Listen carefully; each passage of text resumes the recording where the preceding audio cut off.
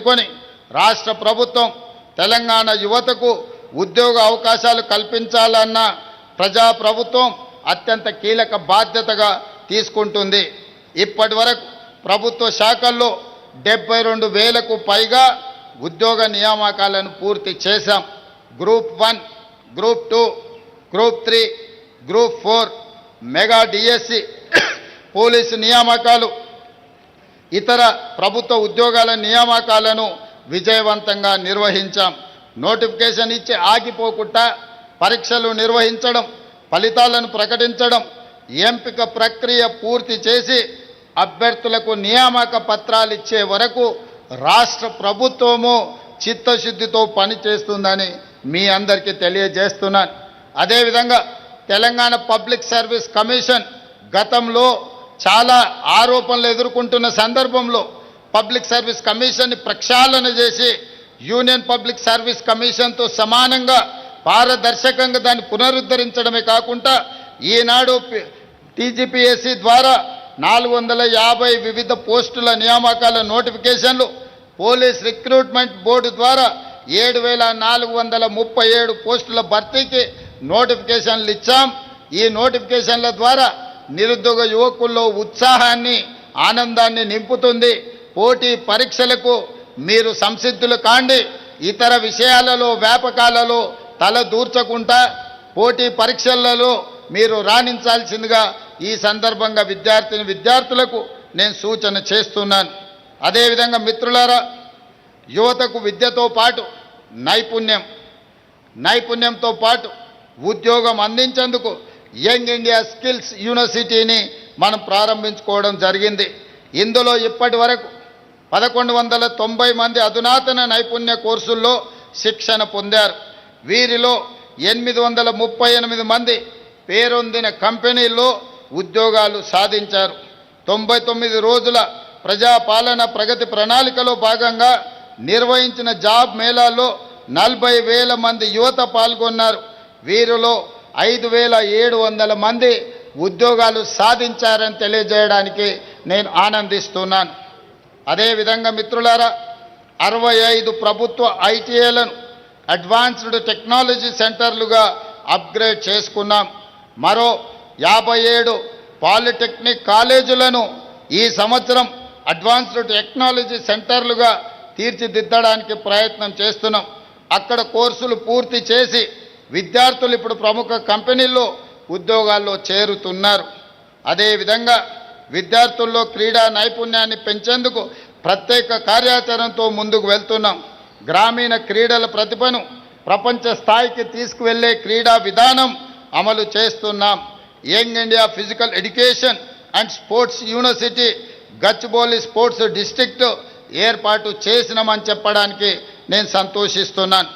అదేవిధంగా మిత్రులారా, మట్టిలో మాణిక్యాలను వెలికి తీసేందుకు సీఎం కప్ క్రీడా పోటీలను నిర్వహించాం.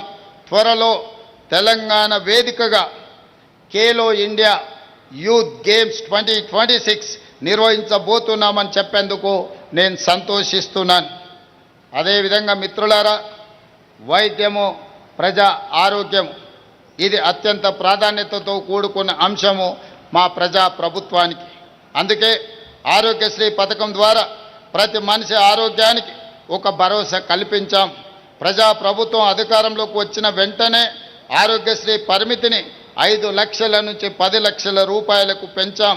ఎలాంటి ఆరోగ్య సమస్య తలెత్తినా ఈ ప్రభుత్వం ఉంది, ప్రజా ప్రభుత్వం మమ్మల్ని ఆదుకుంటుంది అని ఇంటికి పెద్ద దిక్కే పెద్ద కార్పొరేట్ ఆసుపత్రిలో నాణ్యమైన వైద్యాన్ని చేయించి మమ్మల్ని, మా ఆరోగ్యాన్ని కాపాడుకుంటారనే నమ్మకాన్ని పేదలకు కలిగించాం.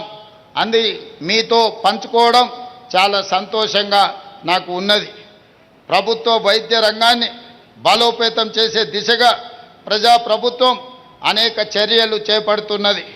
మీ అందరికీ ఈ సందర్భంగా గోషా మహల్లో 2,000 పడకల నూతన ఉస్మానియా ఆసుపత్రి నిర్మాణంలో ఉన్నదని తెలియజేయడానికి నేను సంతోషిస్తున్నాను.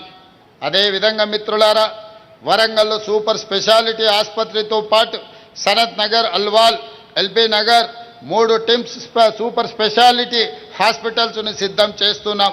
తొందరలోనే మర్రి చెన్నారెడ్డి టిమ్స్ హాస్పిటల్ని సనత్ నగర్లో మనం ప్రారంభించుకోబోతున్నాం. వీటికి సంబంధించి అదేవిధంగా 8 మెడికల్ కాలేజీలకు కొత్త భవనాలు నిర్మిస్తున్నాం. 16 నర్సింగ్ కాలేజీలను అందుబాటులోకి తీసుకురావడంతో పాటు 28 పారామెడికల్ కాలేజీలను ఈరోజు మనం ప్రారంభించుకున్నామని తెలియజేయడానికి నేను సంతోషిస్తున్నాను.